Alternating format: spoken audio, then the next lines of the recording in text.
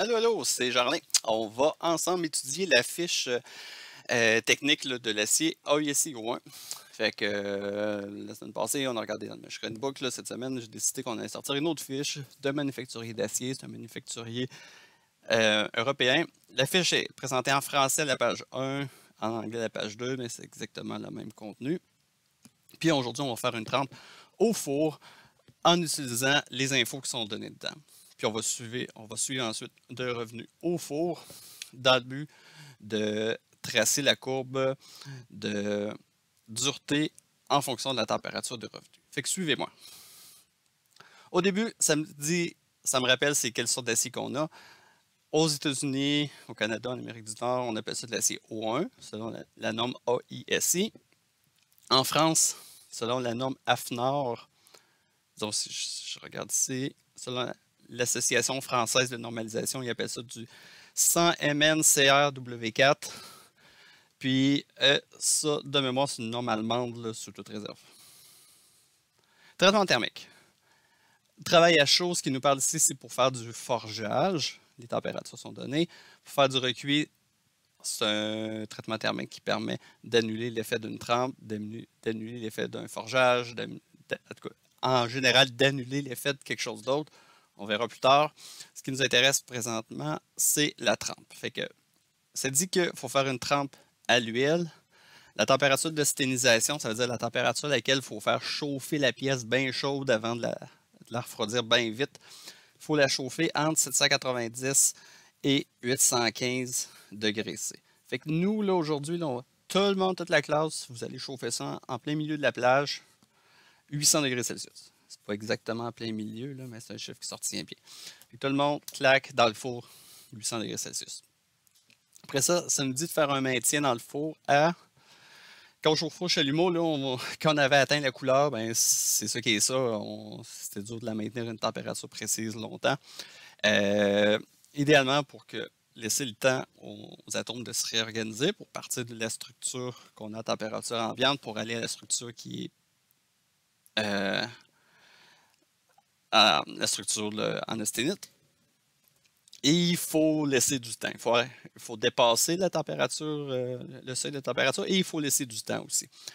Donc là, ils nous disent de maintenir 3 minutes par millimètre d'épaisseur, minimum 10 minutes. Fait que si je fais 3 fois 19 mm, notre arbre a 19 mm de diamètre, ça me ferait un 50, 19 fois 3, ça ferait un 57 minutes. Je vais prendre la décision éditoriale là, de diminuer ça un petit peu pour les raisons suivantes. Un, notre pièce est cylindrique, fait que je pense qu'elle va chauffer déjà plus vite qu'une pièce qui serait rectangulaire. Aussi, elle n'est pas très très longue, là, elle a aux alentours de 25 ou 30 mm de long, là, sous toute réserve. Fait qu'il y a quand même de la chaleur qui va arriver par les bouts aussi, fait qu'elle va chauffer un petit peu plus vite. Puis, notre four est pratiquement vide. Si on allait mettre dans le four une très grosse pièce d'acier, ben là, il y a ça prend beaucoup d'énergie pour la montée en température puis faire le changement de phase. Là, on va mettre 5, 6, 7 petites pièces. C'est comme si le four avait un peu, très très peu de travail à faire pour les réchauffer. Fait que je vais prendre la décision éditoriale qu'on va baisser ça à 40 minutes. On verra si ça a eu des conséquences négatives de faire ça. Après la trempe, on s'attend d'avoir une dureté de 63 à 65 Rockwell C. Ce qui est comme vraiment très dur. Ce qui est proche de la limite théorique de l'acier, qui est comme, je ne vais pas dire un chiffre, je ne vais pas me tromper, mais aux alentours de 67, me semble, de mémoire. Ensuite de ça, notre pièce est sortie du four, on l'a trempée dans l'huile, elle est refroidie. On va prendre le test de dureté, voir si on a atteint ça. On va prendre 3 mesures. Puis, on va passer au revenu. Puis là, chacun d'entre vous, vous allez avoir une température de revenu différente. Fait que vous allez mettre votre pièce dans le four qui va vous être dédié. Puis, moi, après le cours, mais qu'on ait atteint le 2 heures de revenu, je vais arrêter le four puis je vais vous redonner les pièces la semaine prochaine. Vous ferez vos tests de dureté la semaine prochaine.